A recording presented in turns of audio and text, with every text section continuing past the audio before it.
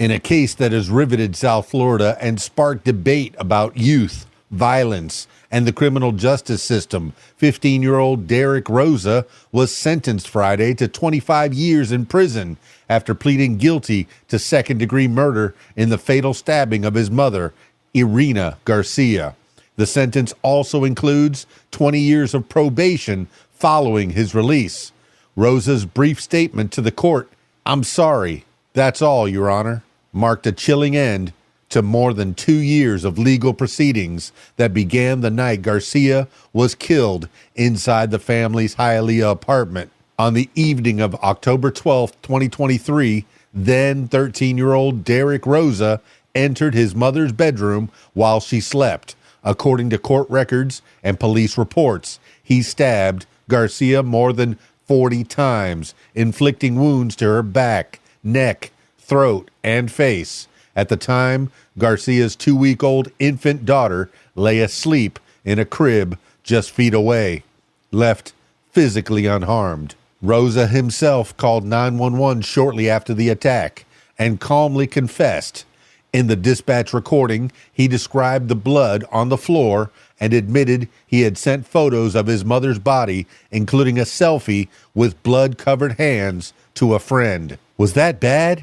he reportedly asked during the call. Initially charged as an adult with first-degree murder, Rosa's defense team fought to suppress his recorded confession and argued that he suffers from ADHD and is on the autism spectrum, claiming he did not fully understand the ramifications of his actions. However, prosecutors successfully convinced the court to admit the taped confession as evidence, a pivotal factor in the case. Rather than proceed to a jury trial with a potential sentence of 40 years to life, Rosa accepted a plea deal to second-degree murder. Judge Richard Hirsch approved the agreement, which resulted in the agreed-upon 25-year prison term. Under the terms, Rosa will spend his early years in a youthful offender camp until age 21, before transferring to the Florida Department of Corrections to serve the remainder of his sentence. Perhaps the most wrenching moments of the sentencing hearing came not from legal arguments, but from the victim's family. Rosa's stepfather, Frank Ramos, addressed him directly in court, expressing deep sorrow.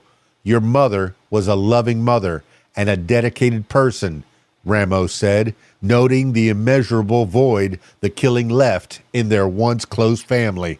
Other relatives were visibly overwhelmed, some unable to remain in the courtroom as emotions ran high. Judge Hirsch also imposed restrictions barring Rosa from contacting both his stepfather and his infant sister. The case has prompted discussions across social media and news outlets about juvenile crime, mental health, and accountability. Prosecutors maintained that Rosa demonstrated awareness of his actions and their consequences, while defense attorneys underscored his youth and psychological profile. Regardless of the legal outcome, the murder of Irina Garcia, a mother in her 30s, and the destruction of her family will remain a haunting chapter in South Florida's criminal history. Her loss and the life trajectory now set for her son underscores the deep human costs behind the headlines. Regardless of the legal outcome, the murder of Irina Garcia, a mother in her 30s,